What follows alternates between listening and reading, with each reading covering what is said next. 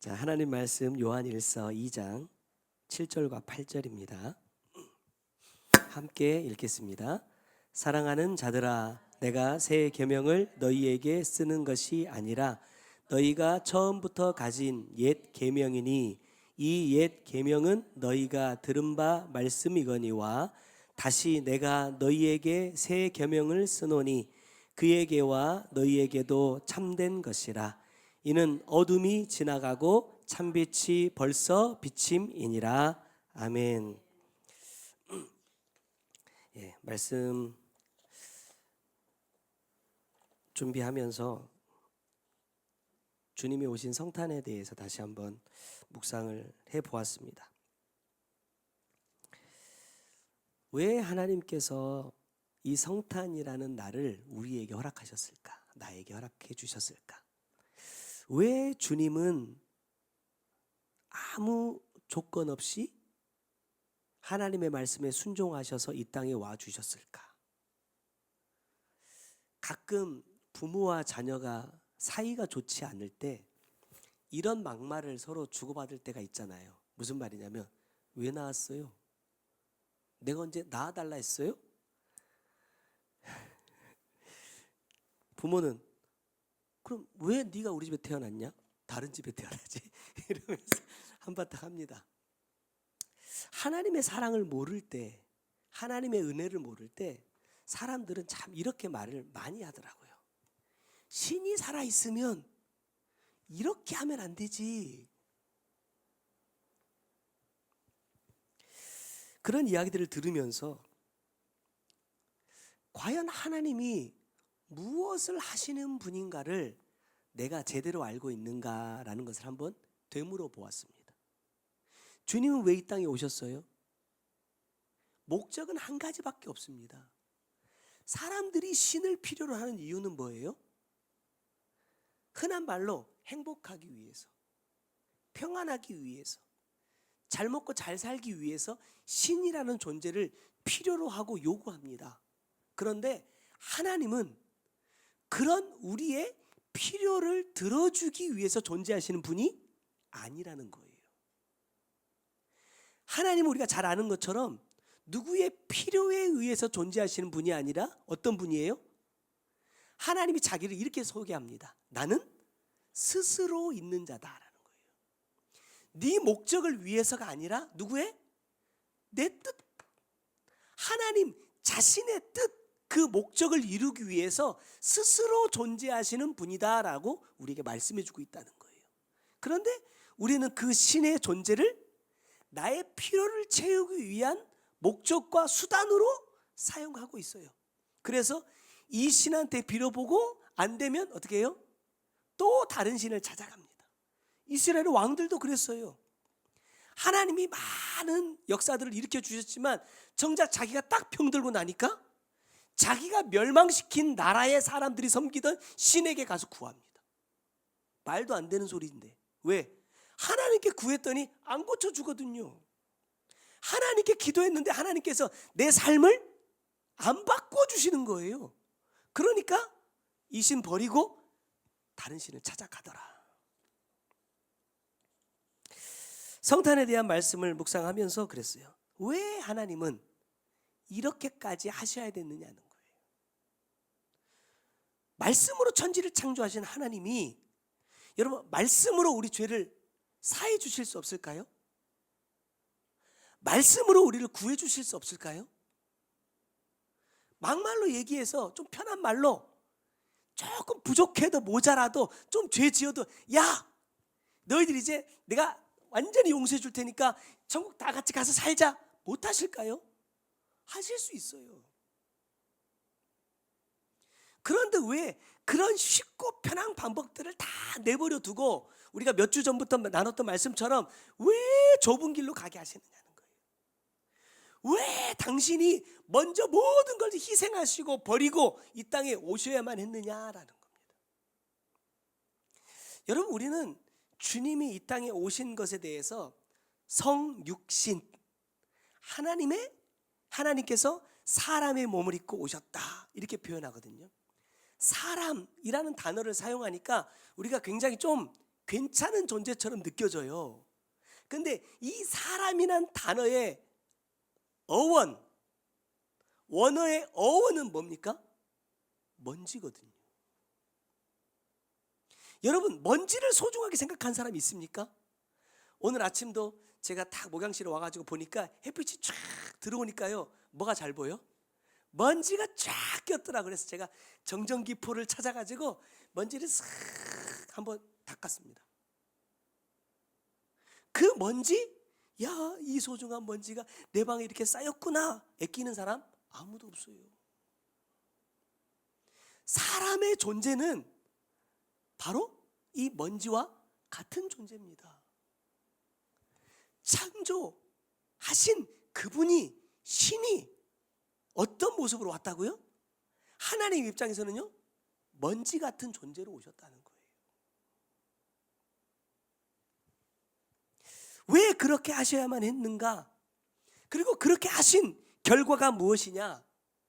오늘 이 성탄을 통해서 우리가 함께 고민을 좀 해봤으면 좋겠습니다. 자, 첫 번째는 주님이 이 땅에 오신 이유입니다. 이 물음에 대한 답은 오늘 본문 7절이 딱 나와 있어요. 서두에 뭐라고 말해요? 사랑하는 자들아. 이 사랑에 대한 말씀을 수없이 많은 말씀들을 들어보았는데 가장 제 마음속에 깊이 남아있는 이 사랑에 대한 말씀 가운데 하나가 뭐냐면, 사람들은 내 욕구를 사랑이라고 착각한다는 말씀이었어요. 나의 어떤 필요를 채우기 위해서, 나의 어떤 만족을 누리기 위해서 상대방에게 무언가를 원하는 것, 요구하는 것, 심지어는 하나님께 대해서도요, 하나님이 뭔가 내가 뜻한 대로, 내가 마음먹은 대로 살게 해주시면 하나님께 뭘 드려요? 사랑을 올려드리고 영광을 올려드리지만, 하나님이 조금만 힘든 환경들을 내게 주시면 뭐가 나와요? 사랑은 온데간데 없어요. 내 말을 잘 들으니까, 나를 자극하지 않으니까, 내 뜻을 알고 알아서 잘 행동하니까 등등등, 우리는 사랑에 굉장히 많은 조건들을 단다 이 말입니다. 그래서인지 이런 조건들이 충족되지 않으면요, 사랑은 사라져버리더라. 그럼 주님의 사랑은 어떻습니까? 우리가 흔히 하는 말로 하나님의 사랑은요, 조건이 없어요. 끝이 없어. 깊이가 없어. 한없다. 하늘을 두루마리 삼고 바다를 먹물 삼아도 뭐 할 수 없대요? 하나님의 사랑을 다 기록할 수 없대요. 이 말은 어떤 면에서는 맞고 어떤 면에서는 좀 틀린 말입니다. 바로 위에 5절과 6절을 말씀 한번 보세요. 누구든지 그의 말씀을 지키는 자는 하나님의 사랑이 참으로 그 속에서 온전하게 되었나니, 이로써 우리가 그의 안에 있는 줄을 아노라. 그의 안에 산다고 하는 자는 그가 행하시는 대로 자기도 행할지니라. 하나님의 말씀하시는 사랑은요, 어느 한쪽의 일방적인 것이 아닙니다. 양쪽이 똑같이 작용할 때 하나님은 그것을 사랑이라고 말씀하시는데, 뭐라고 말하느냐? 그의 말씀을 지키는 것이 뭐다? 사랑이야 라고 말씀하십니다. 왜죠? 하나님도 우리에게 주신 말씀을 끝까지 지키십니다. 하나님 자신도 내게 하신 말씀을 끝까지 지키기 때문에, 내가 그 하나님을 사랑한다라고 말하려면 나 역시도 나에게 주신 그 말씀을 어떻게 해요? 끝까지 지키는 자여야 한다라는 거예요. 또 하나님을 사랑하는 자는 그가 행하시는 대로, 하나님이 행하신 대로 나도 행하는 자여야 한다라고 말씀하고 있다는 거예요. 그런데 여러분, 이게 우리가 흔히 하는 말로 기브 앤 테이크처럼, 내가 이렇게 했더니 하나님께서 복 주셨다, 내가 이렇게 했더니 하나님 나를 사랑하셨다, 이런 것처럼 보여줄 수가 있어요. 그런데 꼭 그렇지만은 않다는 겁니다. 왜냐하면 하나님은 우리를 너무나 잘 아세요. 뭘 잘 아시느냐? 하나님의 사랑은 변함이 없어. 흔들리지를 않아. 하지만 우리의 사랑은 어때요? 나의 사랑은 너무나 쉽게 흔들리고 변한다는 것을 나보다도 하나님이 더 잘 아신다는 겁니다. 여러분, 그럼 어떻게 해야 돼요? 기다리는 거예요. 그래서 하나님의 속성 가운데 우리에게 가장 필요한 것이 뭐냐? 오래 참으심입니다. 지금 아까 춥다더니 왠지 반팔만 입고 있어. 네. 아주 이렇죠. 입으라 하면 벗고 벗으라 하면 입어. 근데 이게 퍽퍽하다 야. 이게요, 자기의 본 마음이겠습니까? 잘하고 싶다니까요. 잘하고 싶은데 내 안에서 누가 자꾸 말해. 야, 아빠 말 듣지 마. 아빠 속 좀 긁어봐. 이렇게 하고 있다니까요. 그러니까 나도 모르는 사이에 이렇게 하는 거예요. 하나님의 입장도 똑같은 겁니다. 내가 입으로는 하나님 사랑합니다라고 참 말은 많이 하지만 하나님 보시기에 내가 얼마나 퍽퍽하겠어요. 그런데도 하나님이 참아주시고 기다려주시더라. 여러분, 이게 진짜 하나님의 사랑인 거예요. 지금은 아니지만 네가 앞으로 더 나아질 거야. 네가 아직은 이런 마음이 있지만 좀 더 크면 괜찮아질 거야. 좋아질 거야. 그때는 내 마음 알아주겠지? 라는 것을 기대하고 하나님은 사랑해 주신다는 거예요. 그런데 이 하나님의 기다리심도 한계가 있어요. 한계가. 언제까지요? 심판하실 때까지. 심판하시기 직전까지는 하나님은요, 한없는 은혜의 하나님입니다. 근데 심판대에서는 어떤 분이라 그랬어요? 지난 주일날 공평하신 하나님. 다른 말로 하면 공의로우시다.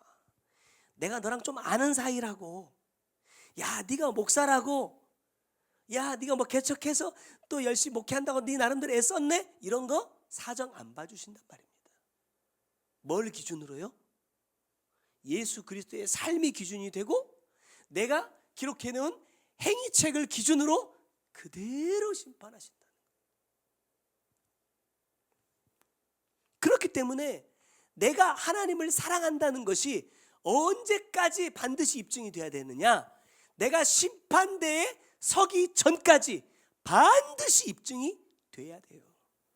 그 사랑을 가지고 내가 심판대에 서면 하나님은 그것을 보시고 나를 천국으로 이끌어 가시겠지만 내 사랑이 입증되지 않으면 내가 갈 곳은 정해져 버렸어요. 그래서 하나님은 성경을 통해서 우리에게 이렇게 말씀합니다. 야, 우리가 말과 혀로만 사랑하지 말자. 뭐로 사랑해야 돼요? 증거로, 증거로. 내 삶의 증거로, 열매로 내가 사랑하고 있다는 것을 네가 입증해내야 한다라고 우리에게 말씀하신다는 거예요. 오늘 이 성탄이 뭡니까? 하나님이 나를 사랑하신다라는 증거라는 거예요. 그 증거로 뭘 주셨어요? 예수, 아기 예수를 나에게 보내주신 겁니다.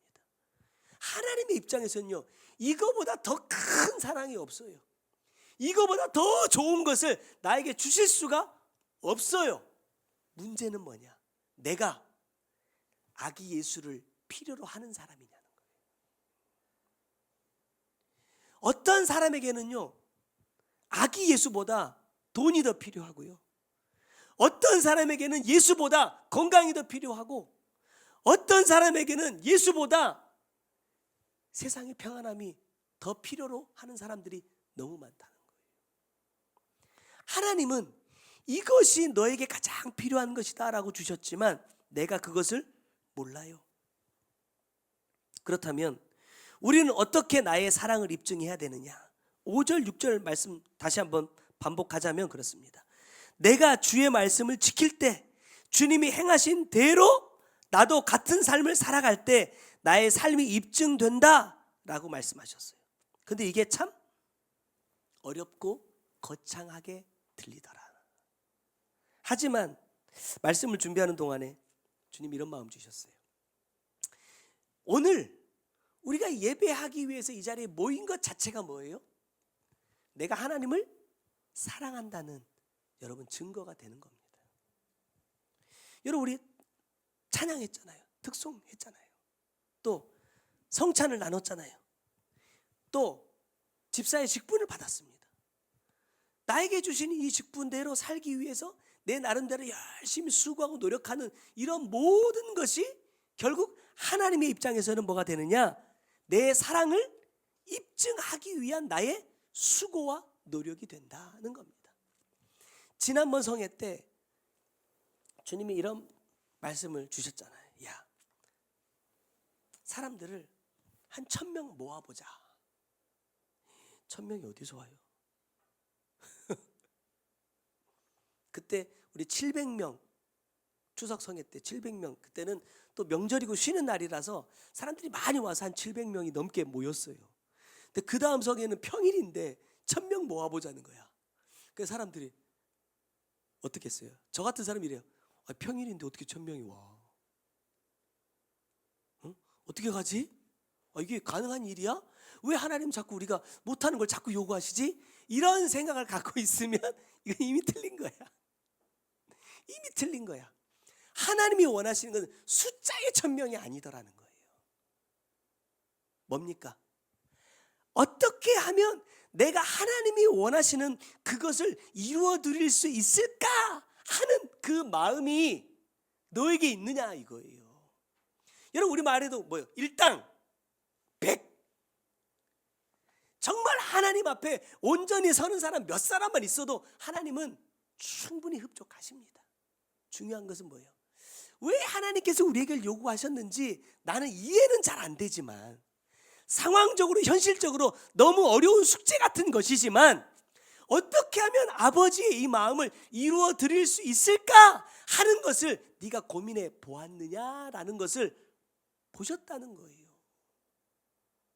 그러니까 지금 숫자가 몇 명이냐, 제가 제일 앞자리에 앉으니까 뒤에 자리 다 찼나? 이거 점검하는 게 중요한 게 아니고 내가 어떤 마음으로 지금 이 자리에 와 앉아 있느냐 하는 것이 중요한데, 자꾸 하나님의 말씀하시는 포커스와 내가 그 말씀을 받아들이는 이게 자꾸 안 맞아. 자꾸 엇갈려. 그러니까 하나님의 사랑의 표현은 아기 예수인데 나는 어디에 내 눈이 가 있냐? 아기 예수를 만나러 왔다가 동방의 박사들이 드린 뭐예요? 황금과 유황과 모략에만 내 마음이 가 있더라는 거예요. 야, 이 보석 갖고 요새 뭐 했을까? 야, 황금은 얼마나 드렸을까? 이런 거에만 내 관심이 있다면, 그런 마음으로는 내가 뭘 해도요 하나님을 기쁘시게 할 수 없다. 우리 찬양 여기 특송 다 했지만 여러분 큰 교회들 보세요. 칸타타 뭐 이런 거 할 때 몇백 명 딱 성가대 가운 입고요, 주일 1부, 2부, 3부, 4부, 5부 찬양대가 같이 막 모이고 막 해가지고 몇천 명이 동시에 일어나가지고 막 할렐루야 막 한단 말이에요. 뭐가 더 듣기 좋아요? 솔직히 보기에 듣기에 그것이 훨씬 더 아름다워 보일 수는 있지만, 지금 우리가 내가 할 수 있는 최선을 다한 찬양을 지금 하나님 앞에 올려드린 것이라고 한다면 하나님은 우리의 찬양도 받으신다는 거예요. 그런 마음으로 살아가는 것이 주님이 나를 구원하기 위해 이 땅에 오신 그 목적과 함께 동행하는 것이라는 거죠. 나 이거 제가 예전에 태국에 97년도인가 태국에 선교 갔을 때 그 완전 산골에 진짜 논하고 산밖에 안 보이는 데인데 갑자기 갔더니 성전이 텅 비어 있더라고요. 가서 잠깐 한 5분 10분 앉아 있었더니 사람들이 막 와. 근데 갑자기 이제 일하다 온 복장이에요. 막 바지도 막 이만큼씩 걷어져 있고.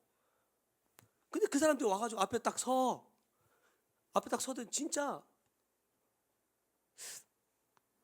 기억 니은은 읽을 줄 알까 싶게 생겼어요. 근데 그 사람들이 앞에 딱 서가지고 갑자기 할렐루야를 화음을 맞춰서 부르더라고. 깜짝 놀랐어요. 그런 찬양도 하나님께서 참 좋아하시겠죠. 반주도 없어요. 아카펠라예요. 왜? 반주 놓을 곳이 없고 반주 살 돈이 없어. 지붕만 씌우는 교회거든요. 근데 그 사람들이 왜 그걸 부르느냐? 어떻게 하면 하나님이 더 우리끼리 그냥 그런 사람들이 자기들끼리 박수 치면서 막 이렇게 막 부르자 막 일어나서 부르잖아요. 그런 거 말고 조금 더 하나님 앞에 예쁜 찬양을 올려드리고 싶다라는 마음이 그 사람들에게 있었다는 거예요. 그래서 악보도 볼 줄도 모르는 사람들이 듣는 거예요. 듣는 거 100번, 1000번, 10,000번 들어요. 그래서 그거를 화음을 자기들끼리 찾아내가지고 그거를 부르더라는 거예요. 얼마나 기뻐하실까. 하나님은 우리의 마음을 받으시지 다른 게 아니더라. 그렇기 때문에 오늘 저와 여러분이 하나님 앞에 이렇게 찬양을 올려드리는 것도, 또 성찬을 대하면서도 야, 오늘은 무슨 떡으로 만들었을까? 카스테라인가? 옛날에 그럴 때 많았어요. 어느 날 목사님이 한번 이렇게 했어요. 자, 이번에는 정말 그 이스라엘 백성들이 먹었던 무교병으로 한번 떡을 구워보자. 그래서 뭐 발효시키지 않고 막 그냥 그대로 했는데 이게 껌 같아요. 떡이 안 씹어지고 안 넘어가요, 목구멍으로. 그래가지고 막 이거 먹으면 오늘 우리를 골탕 먹이려고 이번에 이런 떡으로 하신 거 아니야? 이러면서 막 포도주를 마시면서 같이 막 억지로 넘겼던 그런 성찬 100번 1000번에 무슨 의미가 있어요? 아무 의미 없잖아요. 무슨 떡을 샀던 어디서 빵을 사서 잘랐든지 간에 그런 거에 상관없이 이것이 진짜 예수님의 몸이다, 이게 나를 위해 십자가 흘리신 예수님의 피다 라는 마음으로 내가 먹고 마셨다고 한다면 여러분 이거보다 더 귀한 게 어디 있냐 이 말이에요. 그런 마음으로 오늘 이 성탄은 저는 그랬으면 좋겠어요. 우리만 즐겁고 행복한 성탄이 아니라 하나님께서 우리를 보시고 기뻐하실 수 있는 그런 성탄이 되었으면 좋겠다. 이따 이제 예배 마치고 떡국 먹을 건데 혹시 만두 싫어하는 사람 있어요? 만두 싫어하는데 내 그릇에다 만두 넣었다고 화내시면 안 돼요. 예? 그런 거 갖고 짜증 부리고 화내면 안 돼. 여러분 떡국 먹으면서도 얼마든지 하나님을 기쁘시게 할 수 있다니까요. 왜? 감사하면서 먹으면 되잖아요. 야, 오늘도 하나님께서 이 귀한 양식을 내게 주셨다. 하나님, 내가 먹고 건강해서 하나님이 원하시는 삶을 살고 싶습니다. 이런 마음으로 먹으면 먹는 것도 뭐예요? 영광이에요. 자, 두 번째는요, 주님이 이 땅에 와주심으로 나는 하나님의 사랑하는 자가 되었다는 겁니다. 하나님의 사랑의 또 한 가지 특징은 뭐냐면 하나님의 사랑은 머물지 않는다는 거예요. 매일매일 더 사랑하기 위해서 노력하신다라는 겁니다. 8절 말씀 보면요, 다시 내가 너희에게 새 계명을 쓰노니 그에게와 너희에게도 참된 것이라 하면서 이렇게 말씀합니다. 다시 너희에게 새 계명을 쓴다 이렇게 말씀하는데 이게 무슨 말이냐? 그 위에 7절 말씀 보면요, 사랑하는 자들아 내가 새 계명을 너희에게 쓰는 것이 아니라 또 이렇게 말해요. 자, 이 말은 뭐? 새 계명이라는 말이에요, 아니란 말이에요. 그러면서 뒤에 뭐라고 말하느냐? 너희가 처음부터 가진 옛 계명이었다 이렇게 말합니다. 근데 이게 어떻게 새 계명이 돼요? 무슨 말이냐면 이미 내가 알고 있던 말씀이다 이거예요. 근데 왜 하나님이 이것을 또 반복해 주시느냐? 아까 말씀드린 것처럼 하나님의 사랑은 목적이 너무나 분명해. 하나님의 사랑의 방법도 너무나 분명해요. 근데 문제는 뭐냐면 내 사랑은 너무나 쉽게 흔들려. 대상도 너무나 자주 바뀌어. 그렇기 때문에 하나님은 이미 내가 전에 받았던 말씀이지만 지금 내가 뭘 못하고 있다는 얘기예요. 그 말씀대로 삶을 살아내지 못하고 있기 때문에 그 말씀을 다시 오늘로 가져오는 겁니다. 그래서 오늘 새로운 말씀으로 나에게 다시 주시는 거예요. 여러분, 새 계명으로 주시지 않으면요, 뭐가 되느냐? 죄가 돼요. 왜? 옛날 내가 이미 너한테 말씀 줬는데 이거 못 지켰잖아. 이것도 못 지켰네? 이것도 못 지켰네? 다 과거에 내가 못한 거밖에 없어. 근데 그것을 하나님은 싹 지워버리시고 마치 그 말씀을 내가 오늘 처음 받는 것처럼, 오늘 나에게 처음 주시는 말씀인 것처럼 새 복음으로 가져오시더라는 거예요. 엊그저께 담양센터에 다녀왔어요. 예전에 한참 있던 때하고 모습이 조금 바뀌었어요. 왜냐하면 그때는 이제 우리가 살면서 필요한 것들을 여기도 뭐도 만들고 저기도 뭐도 만들고 뭐도 달아내고 막 이랬단 말이에요. 근데 이거를 정식으로 이렇게 허가를 좀 받으려고 하다 보니까 불법으로 건축한 것들은 다 철거하라는 거예요. 그러니까 그걸 싹 다, 심지어는 바닥에 나무 깔아놓은 것까지 다 뜯어냈어요. 원래 처음 허가 받을 때의 모습으로 딱 돌아가니까 뭐가 떨어져요? 허락이 떨어지더라는 거예요. 여러분, 우리의 사랑에는요, 이런 표현이 미사 여구가 너무 많아요. 수식어들이 너무 많이 붙어. 그래서 대표 기도할 때도요, 뭔가 이렇게 멋진 말을 막 해야 기도가 은혜가 되는 것처럼 전지전능하시고 뭐 이러면서, 옛날에 제가 전도사 때 처음 사역했던 정읍 어떤 교회 장로님은, 그 장로님 한 분밖에 안 계셔가지고 그 장로님만 매주 기도하시거든요. 근데 딱 올라가시면 스토리가 딱 이거예요. 목마른 사슴이가 오늘도 갈급하여 주님 앞에 왔습니다. 이가 똑같아요. 1년 동안 복붙이야. 근데 하나님의 사랑은요, 미사여구가 없어. 아들 딱! 이 아들이 딱 자는 십자가에 딱 죽으시고 다 이루었다? 끝. 여러분, 우리가 진짜 힘들고 어려운 문제가 있어서 주님 앞에 기도하러 왔다고 가정을 한번 해보세요. 이렇게 기도합니까? 전능하신 하나님, 오늘도 제가 갈급한 심령으로 주님 앞에 나왔습니다. 이렇게 기도해요? 저는 그렇게 기도가 안 되더라고. 그냥 냅다 와서 딱 앉자마자 뭐라고 말해요? 주님!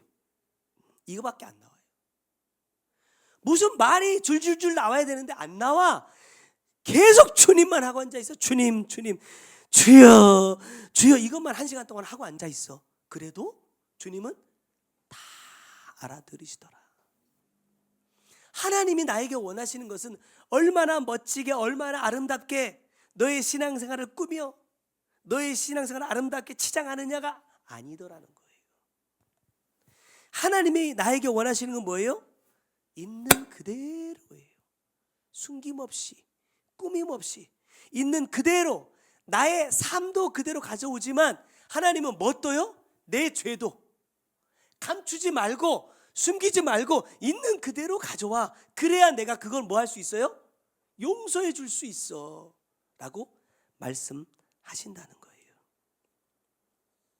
그렇기 때문에 하나님은 그 온전하신 하나님의 사랑이 나에게 이루어질 수 있도록, 때로는 하나님의 용서가 나에게 닿을 수 있도록 하셨던 말씀을 또 주시고 또 주시고 또 주시더라. 여러분, 그렇잖아요. 어린아이들이 한 가지 단어를 완전히 익히기 위해서 몇 번 정도 들어야 돼요? 2,000~3,000 번 정도 들어야 된대요. 길 가다가 아빠 저거 뭐야? 저거 까치야. 그러면 저게 까치구나. 이런 애기 봤어요? 본 적이 없습니다. 새놈 다 본 적이 없습니다. 뭐예요? 방금 물었는데 또 물어. 똑같이 생겼는데 저건, 그 옆에 거 또 저건 계속 물어. 그러면 어떤 때는 정말 이게 지칠 때가 있어요. 지치도록 해요. 근데 어떤 그 영상을 잠깐 보니까 어른들이 치매가 딱 오시니까 아기가 딱 되더라고요. 그러니까 창틀에 딱 그 아들하고 할아버지가 둘이 딱 창틀에 앉아가지고 그 아버지가 이제 치매가 오셨나 봐요. 그래서 묻는 거예요. 저건 뭐야? 저건 뭐야? 몇 번 대답해 주다가 아들이 화가 이제 버럭 난 거야. 왜? 한 10번 20번 대답해 줬는데 계속 물으니까 아이 아버지 그것도 몰라요? 이러면서 막 화를 내니까 뒤에서 엄마가 이러는 거야. 야, 옛날에 아빠는 너한테 1000번 2000번 대답해 줬어. 근데 그것도 못해? 그 장면을 보고 많이 찔렸습니다. 하나님이 그러시는 것 같아요. 하나님은 내가 하나님이라는 분을 내가 알고 내가 하나님을 사랑해야 되겠다라는 것을 내가 인식하기까지 얼마나 오랜 시간과 과정들이 필요했었느냐는 거예요. 그 오랜 시간 동안 하나님은 계속해서 하셨던 말씀 또 하시고 하셨던 말씀 또 하시고 야 이게 사랑이야 이게 은혜야 이게 십자가야 이게 하나님이야 라고 가르쳐 주셨는데 나는 그 말씀을 지금 어떻게 받아들이고 있느냐는 거예요. 오늘 참 문득 그런 생각이 들었어요. 제 인생에서 오늘이 몇 번째 성탄일까요?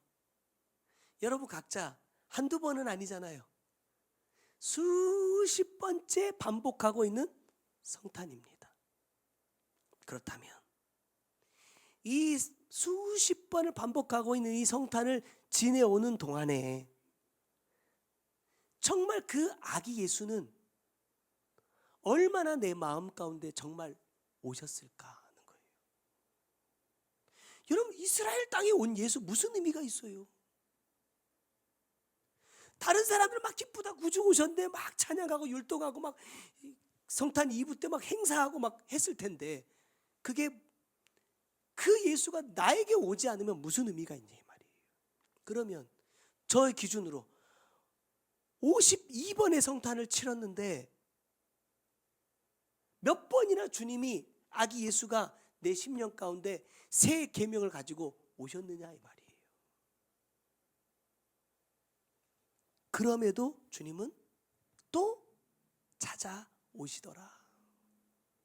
뭐 하지 않아요? 포기하지 않는다. 저는 이런 생각을 해봤습니다. 성탄은 내가 하나님께 받을 수 있는 최고의 선물을 받는 날이다. 오늘이 여러분 그 날이에요. 근데 감동이 있어요? 와, 누가 뭐 사준다면 엄청 기대되는데 하나님이 나를 위해서 천지를 창조하시고 수없이 많은 선지자와 선견자들을 보내서 말씀해 주셨어도 깨닫지 못하기에 내 아들 보내야 되겠다 해가지고 이제 아들 말고 더 없어. 그 뒤는 더 없어. 하나님 입장에서 가장 귀하고 소중한 거 그것을 주신 날이 성탄이잖아요. 나는 그걸 받기 위해서 지금 이 자리에 와 예배를 드리고 있는 거잖아요. 그럼 이 귀한 선물을 받기 위해서 나는 교회로 오는 이 시간 동안에 어떤 마음으로 왔냐 이 말이에요. 정말 하나님의 그 마음을 내가 정말 조금이라도 알고 있을까? 아직도 멀었다. 그래서 오늘도 주님은 옛 계명이지만 이미 내가 알고 있는 말씀이지만 오늘 무엇으로 주신다고요? 새 계명으로 또 찾아오실 수밖에 없다는 겁니다. 여러분 그럼에도 그것이 은혜다. 그것이 하나님의 사랑이다. 여러분 부모들이 자녀들한테 선물 줄 때 뭘 바래요? 뭐 바래요? 야 내가 오늘 너 생일에 선물 줬으니까 다음 아빠 생일 때 이거 30만 원짜리니까 다음 아빠 생일 때 30만 원짜리 선물해라 이래요? 전 그래요. 전 그런데 보통 그러지 않으시죠? 예. 제가 우리 아들 운전면허 시험 탁 가서 카드로 쫙 20일 긁으면서 야 아빠가 시험 학원비 내줬으니까 너도 아빠한테 갚아 이랬을까요? 제가 이렇게 일이 조건 달았어요. 학원비는 아빠가 낼 테니 수입 인지는 네가 내라. 무슨 말이에요? 떨어질 때마다 6만 원씩 들어가거든요. 그러니까 떨어지지 말고 정신 차려서 한 번에 합격해라 이 말이에요. 여러분, 그게 부모 마음입니다. 그게 아버지의 마음입니다. 그때 자식들이 할 건 딱 하나밖에 없어요. 뭐예요? 감사합니다. 여러분, 한마디면 된다니까요. 근데 그걸 안 할 때가 있어. 그걸 모를 때가 있어. 그러니까 마음이 아프지. 오늘 우리는 뭐 하는 날이 돼야 돼요? 주님이 가장 귀한 선물을 주신 날이니까 나는 주님께 뭐 하는 날이어야 돼요? 감사하는 날이 되자. 이따 떡국 먹으면서도 감사하시고 주신 말씀도 감사하셨으면 좋겠습니다. 마지막입니다. 그렇게만 된다면 세 번째, 어둠이 지나가고 참 빛이 비친다. 죄인된 입장에서 가장 듣기 좋은 말씀은요, 베드로전서 4장 8절입니다. 무엇보다도 뜨겁게 서로 사랑할지니 사랑은 뭐해요? 허다한 죄를 덮어주신대요. 야, 하나님 나 사랑하니까 당연히 내 죄 뭐 해주시겠지? 덮어주시겠지. 왜? 하나님 나 사랑한다잖아. 맞아요? 베드로전서 4장은요 어떤 말씀입니까? 심판에 대한 말씀입니다. 무슨 말이냐면, 야, 너 하나님과 서로 사랑하는 관계가 되지 않으면, 뜨겁게 사랑하는 관계가 되지 않으면 뭐 받는다? 심판받는다? 멸망당한다? 난 이 말이에요.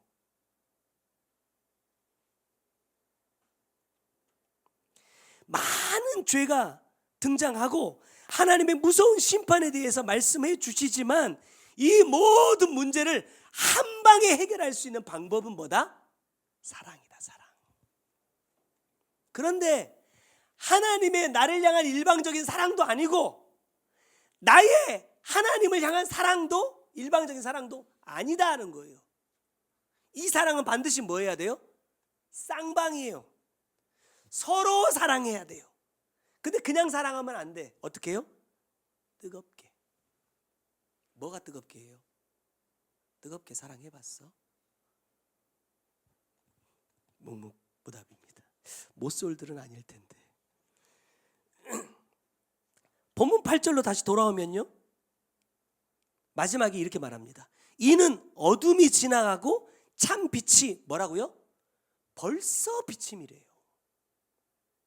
여러분, 이게 무슨 말입니까? 내가 주님을 올바르게 사랑하지 못하니까 이 빛을 보지 못하고 깨닫지 못했을 뿐이지, 하나님의 사랑의 빛은 이미 나에게 뭐하고 있어요? 비춰지고 있더라는 거예요.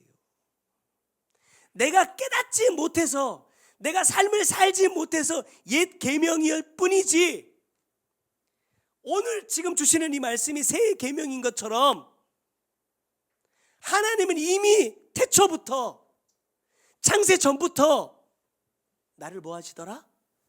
뜨겁게 사랑하고 계시는 중이라 이 말입니다. 그렇기 때문에 이 새 계명을 통해서 내 감았던 눈이 열려지고 내 닫혔던 내 마음의 문이 열어지기만 하면 나도 알게 된다. 나도 주님이 나를 사랑하시는 것처럼 나도 주님을 사랑할 수 있게 된다. 오늘 이 성탄이 이런 날이 되었으면 좋겠다. 말씀을 맺겠습니다. 나는 이 성탄을 어떤 마음으로 기다렸는가? 또 주님이 내 마음에 오실 수 있도록 어떤 준비를 했는가 하는 것을 한번 돌아보았습니다. 중요한 것은 내가 준비가 잘 되었든 준비가 안 되었든지 간에 주님은 지금도 나를 사랑하신다. 이제 해야 될 건 뭐밖에 없어요?